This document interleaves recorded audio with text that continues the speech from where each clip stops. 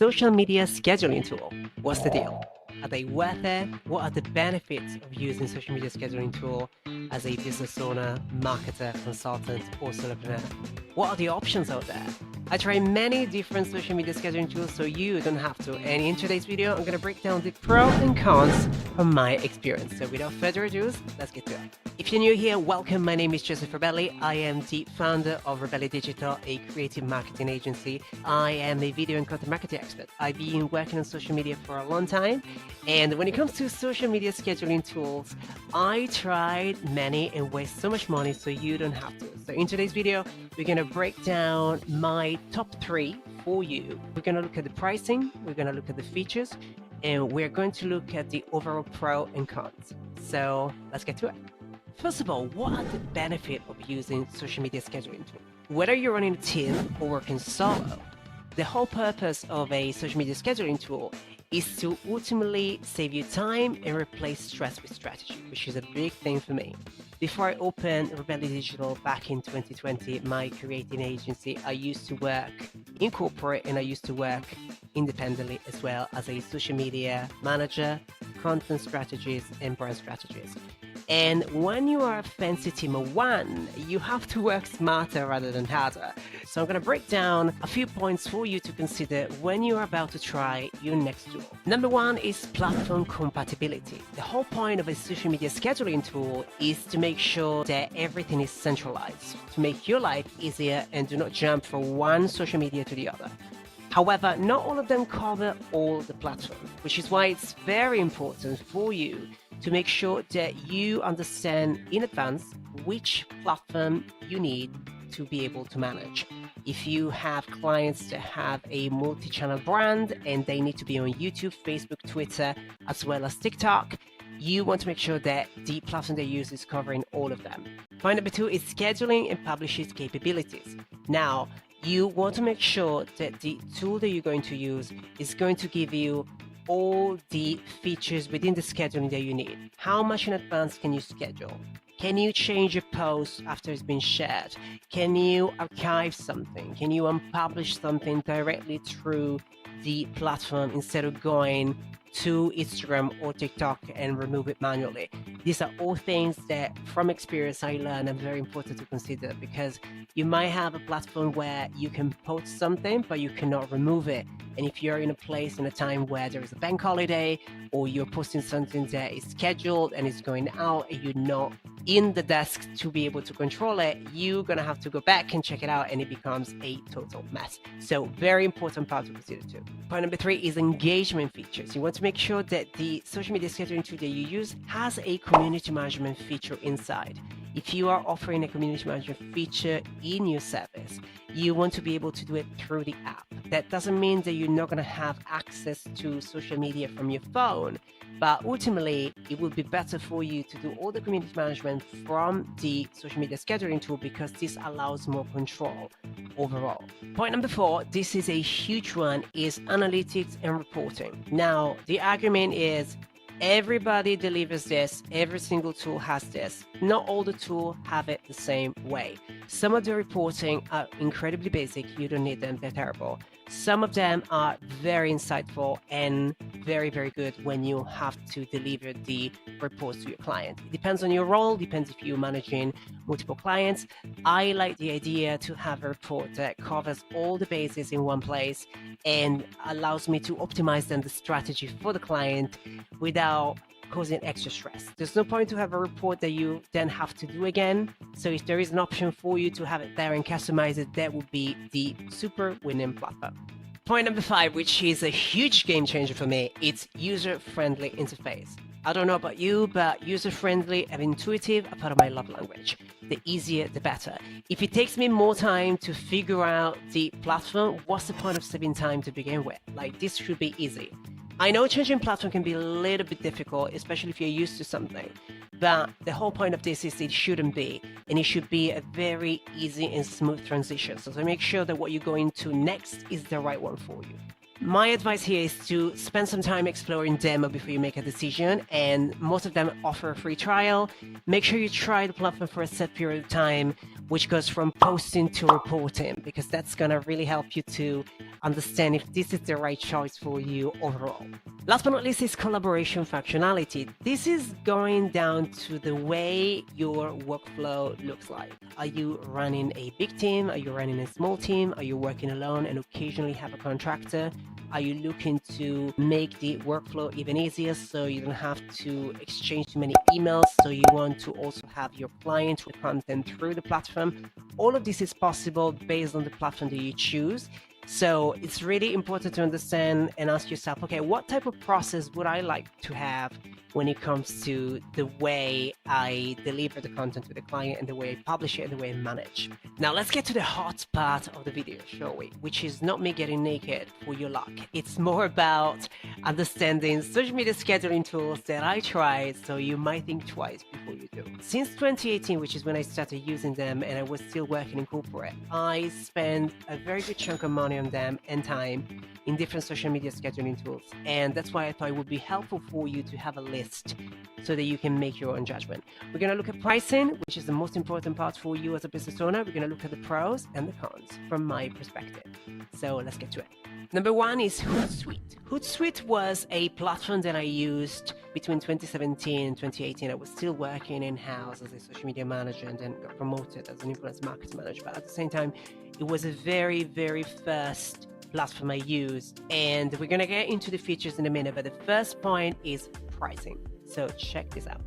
We have 3 plans and a free trial of 30 days. So $99 a month is a professional plan that allows you 1 user, 10 social media accounts. Then you have 3 users for $249, up to 20 social media accounts. And then you have the enterprise costume, which is up to 50 social accounts and 5 users as well. So I would say, looking at the features, we're going to get into the features in a minute, but I feel a limited post, but scheduling, messaging, inboxes, they did have a very good engagement tracking. We're going to get into that later on. I would say the price point, we are here in a medium to high tier, I would say. So it's a bit pricey, and it's probably one of the most pricey platform here. But let's get into the details. Okay, let's start with the pros. When I used this tool was back a few years ago, and I was still working in-house and as a social media manager and then influencer marketing manager. The reason why I liked Hootsuite was because it was very detail-oriented. There were a few features that I really like. I like influencer campaign tracker. This was great because we had a lot of different influencer campaign at the time, and it was great for me to understand which metric was working the best based on the goal. Another one that I really liked was the engagement tracker, because our focus at the time was lead generation, and having a really good track of the engagement will allow us to then take these follows into leads ultimately as part of the strategy. So it was very good overall as features, and I think it was quite easy to use. That's why I liked it. Now let's get to the cons. The first one is the pricing. I think back then compared to now, for what they charge, which is a lot of money, especially for you if you are a solopreneur or if you are someone who is a small business, you can find the same features for way less money. I believe this tool is fantastic if you are a bigger brand or a bigger corporation. I do think for smaller business, you can find something that is more price value and also more cost effective. Another big con for me is the customer service of Hootsuite, and I do believe I only had a very unlucky experience, but I want to give you a little bit of a backstory. Back in 2020, I was working with a client which will always use Hootsuite. They had a year subscription with it, and I remember this was the only tool we could use. So we work on a campaign, and I go, perfect, no problem. I used this in the past. I know how to use it. It's easy. We get all the content ready to be scheduled, and somehow this tool is not scheduling it. And I don't know why. It's not scheduling the content. It keeps failing. But the most annoying part is that the content keeps disappearing. So it's not even listed in the platform for me to be able to find it and reschedule it again. So what do? I go back to them and say, hey, this is not working. Can you please look into this? I get in touch with customer service. They come back to me and they say that I need a specialist. They connect me to one of them. And basically what's happening is there is a bug within the software. Therefore, we can't use it. So I ended up subscribing to another software, and I asked, due to the fact that the problem was coming from their side, to either get a credit or to pause the subscription or to delete it. At this point, there was not much reason for us to have it because we were using something else. The answer was that it was not part of their policy and it was just not something they would do. And my answer back was, part of your policy should be that your own schedule should work. Your own schedule is just what people pay for. So the experience was not great. I didn't like it, and I know for a fact that my client unsubscribed from that and never used them ever again. And so yeah, the experience wasn't great with that. Another big no for me with Hootsuite is the video publishing. This is something I noticed before 2020, which is when I used it back again. Video part was never really a good integration with it. I never seen it working properly there. And especially when video took over back in 2020 with Reels and TikTok videos, etc., video was just not working in there. And again, it might be my own experience. It might have been because the client tool was not working properly, but video was never really working to begin with. So it's a big no for me. Platform number 2 is Get Social. I used Get Social in 2021, and the main reason behind it was because they were the only ones you could schedule Reels with at the time. And I remember there was a big strategy going on with Reels, and they were the only one that will allow me to do it for clients. Otherwise, it was only manual. I have to say they were great and they have a few pros. But before we get into that, let's start with pricing. Okay, so you have the fundamental, which is $30 a month and it works for one user. Then you have the essential, which is a limited user for $89 a month, and you can manage up to 3 accounts. And then you can manage 10 other accounts. So in this particular case, the messaging to me is not great. I don't think it's very clear. Also, the professional is $159 a month. I think this is more for agencies. This is what we used to have. It actually used to be more accounts. Now it's only 5 accounts, Instagram plus 15 others accounts. So these are the pricings that you get. So my approach with that is it's okay. I don't think it's great. I think there are a few challenges with it, which we're going to dive into later. But I believe agency owners, great platform. I will test it out, and probably if you are a smaller company, you can get more for your money somewhere else. But let's dive into the pros and cons. A few big pros to Get Social. Number 1 is the Google Business is another big pro for Get Social. I like the idea that you can have everything in there. It was actually working really well at the time on Get Social. I did like the feature. I also like the link for approval. This was a game changer for client approval because the only thing you have to do was to send the link. The client will approve it and it will be automatically scheduled. And if they rejected it, it will go into draft. So it's a very cool idea. And I love that. That was a big game changer for me. So definitely a big pro to them with this one. Now with Get Social, it wasn't all rainbows and colors, okay? We had a few big cons in here. So the first one was the resize issues for videos. This was a nightmare. I remember this will always happen on a bank holiday or something. And it was just the fact that everything will come one way on Instagram and a completely different way on YouTube. And this is why I said before, the resizing feature is very important when you're considering your tools, because what will happen was we'll have a perfect reel on Instagram and then we will have a pixel version on YouTube Shorts or whatever, and it was just not working. Another thing that I didn't like was the fact that reels on Facebook were not really working with it. Also, you couldn't really set up the right thumbnails for YouTube. Every time you put a thumbnail, the tool will do a different one. And I do believe these are features that perhaps are not there anymore, but I do find them particularly annoying. And I remember the countless time that we'll have to archive a particular piece of content, or it was always about scheduling video with Facebook Creator Studio per se, and then use the other tool for something else. So that kind of takes off the point of spending that amount of money per month to then use something else again. So it's not great.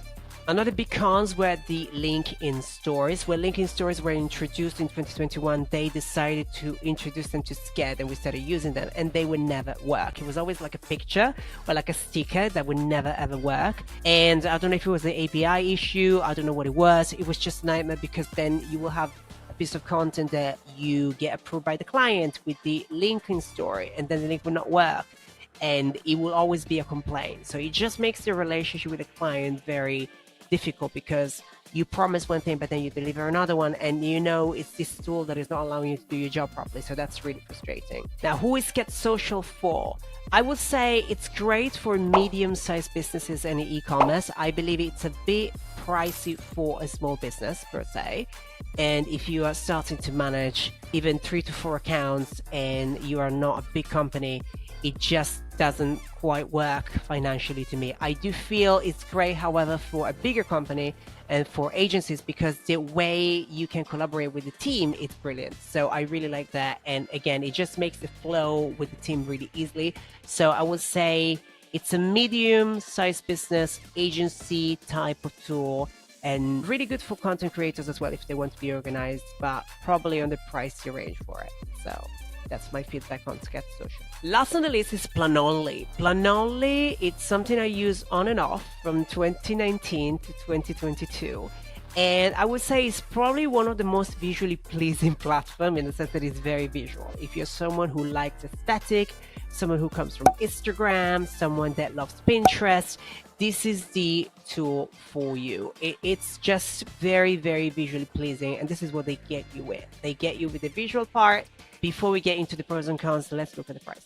Starter is $13 a month. You get one social set.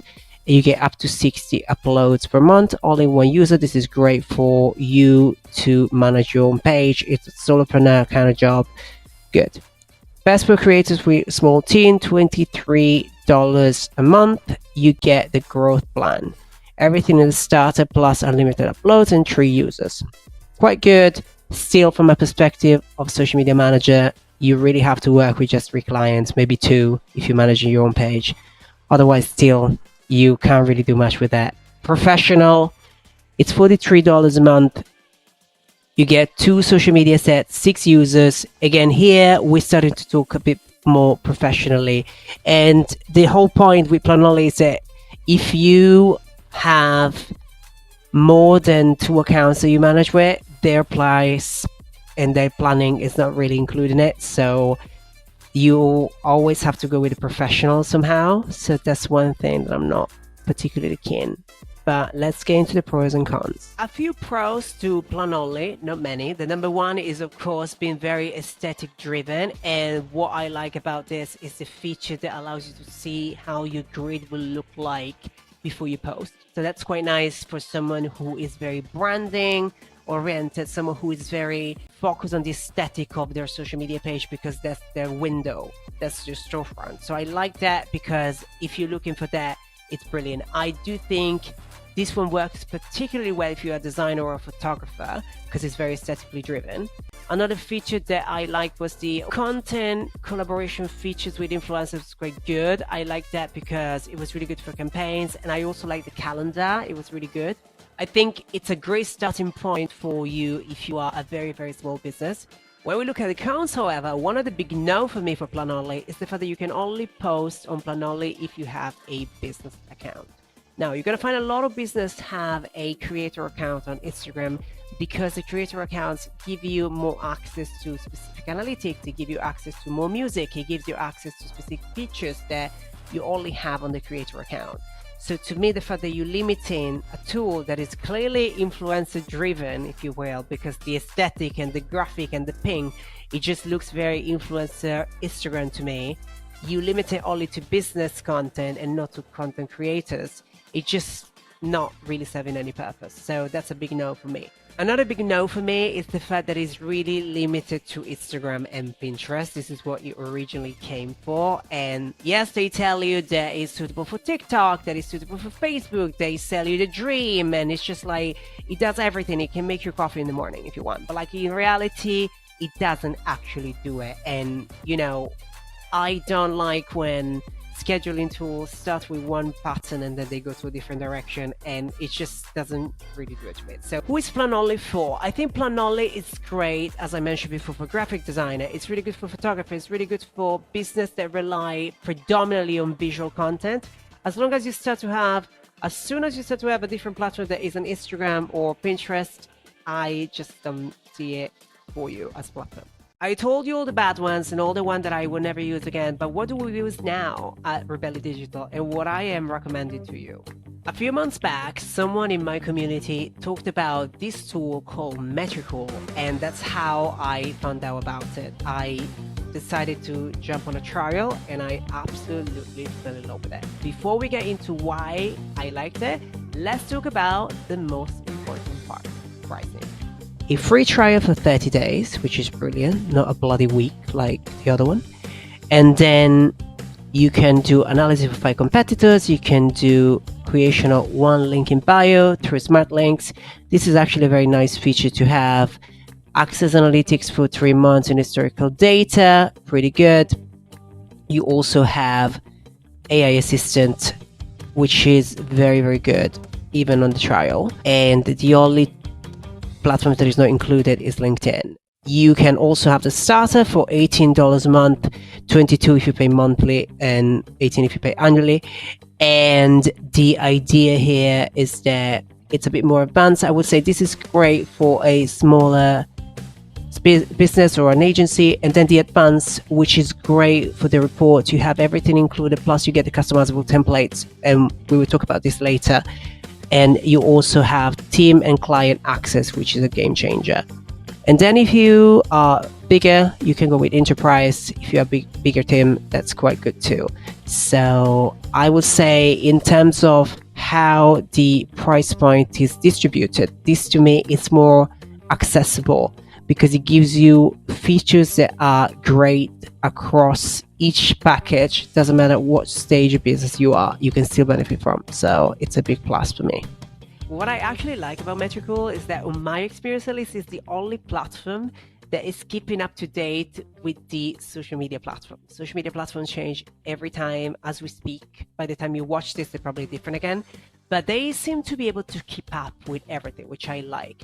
Before I tell you the pros and cons of Metricool, because I did find some cons too, I want to share what are the features that I like so far. One of the biggest features that I like is the fact that, to me, it's the only platform that allows you to manage everything from organic traffic to paid traffic in the same place, because you can do your website, you can do your blog, you can do your Google business, you can do your YouTube, your TikTok, your Twitch, your Facebook groups as well, your Instagram, your X, Twitter, whatever you want to call it. And I think Threads is going to be a matter of time. You know, another big part is the Facebook ads and Instagram ads in there. So you don't want to use Meta, you can use them directly. It's not a problem. Same thing for Google Analytics and Google Ads as well, all in the same place, which is great. Another thing that I like is their dashboard, because you can see the performance of the brand that you're managing for your clients as a single social media or as a brand overall online. So from traffic to the website to your social media, you can see everything in the same place, and the report covers everything. So this allows you to build a better ROI report for your client when it comes to your service. So I love that. I think that's a big game changer for service-based businesses in marketing and consulting. Now let's do the pro and cons. The pros of Metricool are pretty much the features that I enjoy, but if I want to kind of be specific, I would say one of my favorite pro is the live data tracking. So you can see the data as we speak, and it's live, so it's not recorded. Another big part is the fact that you can have a price point that it's affordable for different type of businesses and different stages of businesses. And to me, that's a huge thing, because I feel everybody can experience that. They have a trial, which is 30 days, not a bloody week. So you can actually try it for a month to see if you like it. And what I like about them, they have a lot of content available for usage. So when you're subscribing, you don't have to worry, how many posts do I have left? You know what I mean? It's really easy with that. Now let's go with the list of the cons, which really isn't a list because I haven't really found any big cons yet. But if I want to be objective, there are a few things that I believe could be improved. So the first one is that you only can go back 2 months with the historical data. And when you're looking to get a new client on board and you need to look at data from the year before, it's really hard to get that. And you need to go through 3 two different sources. All the platforms allow you to go back up to 2 years. I think that's a big thing, especially if you want to compare the campaign of this year versus last year. I think that's a big feature that needs to be improved. Another one are the reports, not because the reports are bad, actually quite the opposite. The reports are amazing. Once you sign up to Metricool and you try the reports, you are going to be in love with them. Doesn't matter if you have 3 marketing degrees or you started yesterday, you're going to be able to understand them, you're going to be able to read them, and you're going to be able to understand exactly what's happening within your brand and business. I love those reports, and one of the feature is the white labeling. So you can put your brand in it and you can have the details and send it to the client. Now, this only happens on the premium plans and the advanced plans. You cannot experience that on the trial, you cannot experience that in the mid-tier. Something that I would personally change. Brand update. While editing the video, I got in touch with Metricool, and it turns out that this feature is now available for you on the starter, advanced, and enterprise plan. Plus, there is a new feature which allows you to send a link to your client, and once the content is approved, it gets directly scheduled in the calendar. Another one that I will add is the lack of campaign suggestion for paid advertising, especially with the use of AI that you have in Metricool, because you can use it to write your caption, to find your content. You can use it for many different things. The tool, I believe, will be an even better game changer. So that's a big one for me. Who is Metricool for? Metricool is for social media managers. It's definitely for consultants. Really good for small agencies as well. I do think they have an accessible price point that is suitable for different stages of business. Whether you are a pro or whether you are a beginner, there is definitely something for you. Something that I haven't personally seen that much on the other alternatives I gave you previously. So I really, really like their positioning. I think it's very well done and incredibly insightful and accessible depending on what stage of business you are. Now, another great thing with Metricool is that they become partner with us at Rebelli Digital. We've been using it for so long and we decided to support them. I personally love to support small businesses, especially as they are Europeans just like me and they are a Spanish-based brand. I did a few different content with them. I connected with the team. We had a fan interview on our Digital Bosses podcast that you're more than welcome to check out in the description below. And because you're here and you're part of my YouTube subscribers, you can access to the advanced plan for free if you use the code BOSS at checkout. So this is great for you if you want to experience those white labels report, if you want to add your team, if you want to test it out properly as you're supposed to with a tool.